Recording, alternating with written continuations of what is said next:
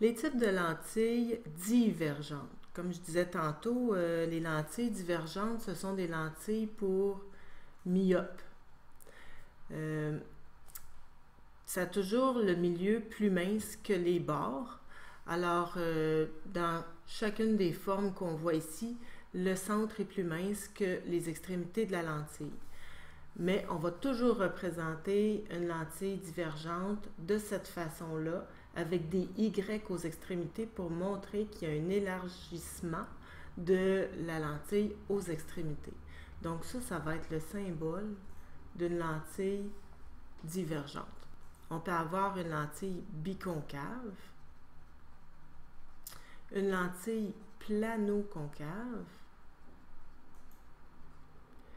et un ménisque divergent. Un ménisque, c'est quand la courbure est du même côté, mais reste que le centre est quand même plus mince que les extrémités. Les rayons principaux, maintenant, dans une lentille divergente. Portez bien attention aux différences avec la lentille convergente et aussi aux différences avec le miroir. Premier rayon principal, c'est tout rayon incident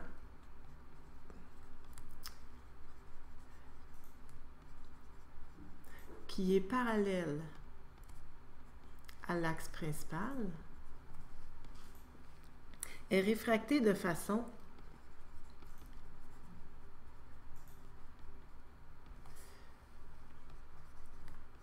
et c'est là que ça devient différent, c'est qu'il ne peut pas passer par le foyer principal. Le rayon incident qui est parallèle à l'axe principal a toujours un lien avec le foyer principal. Mais là, il ne peut pas revenir du côté de l'objet puisque la lentille est transparente. Il faut que le rayon traverse la lentille. Il va diverger. Les rayons ne se croiseront pas et il va s'en aller en semblant provenir du foyer principal.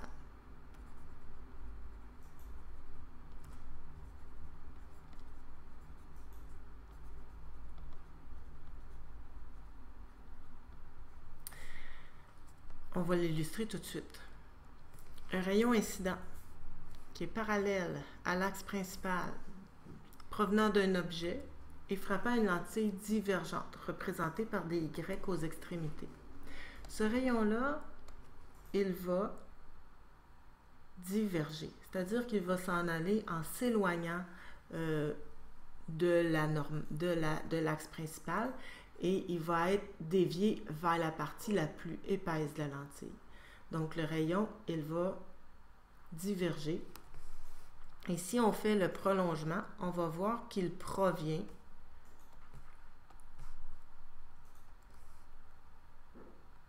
du foyer principal.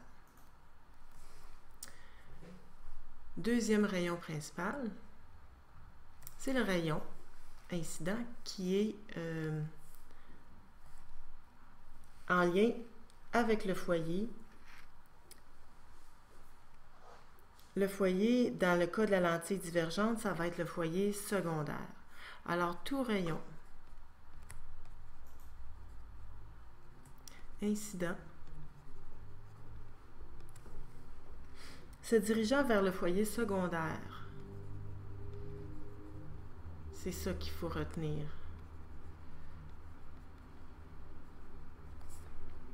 Le foyer secondaire, c'est F'. Et là, ça va être le foyer qui est de l'autre côté de la lentille. Il ne pourra jamais l'atteindre, mais il va être réfracté parallèlement à l'axe principal. On va le dessiner tout de suite. Un rayon incident se dirigeant vers le foyer secondaire. C'est celui-ci, le foyer secondaire F'. Un rayon incident se dirigeant vers le foyer secondaire frappe la lentille et sera dévié de façon à s'en aller parallèlement à l'axe principal.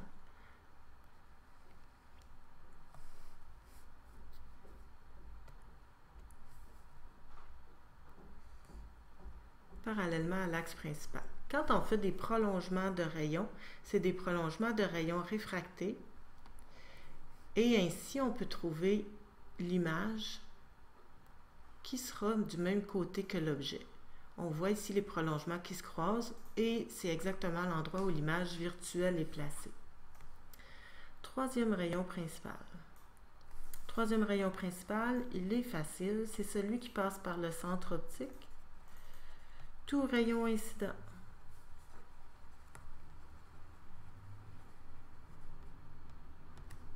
Passant par le centre optique.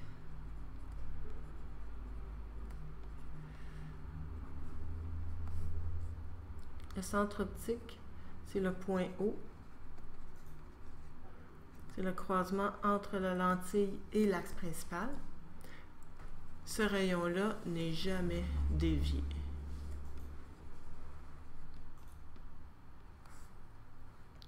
On va le dessiner. Un rayon incident se dirigeant vers le centre optique. Centre optique ici. Ce rayon-là qui passe par le centre optique, il continue tout droit sans être dévié. Et si on faisait un prolongement du rayon réfracté, on reviendrait ici sur le rayon incident et on croiserait les deux autres au même endroit, à l'endroit où on localise l'image virtuelle au-dessus de l'axe principal.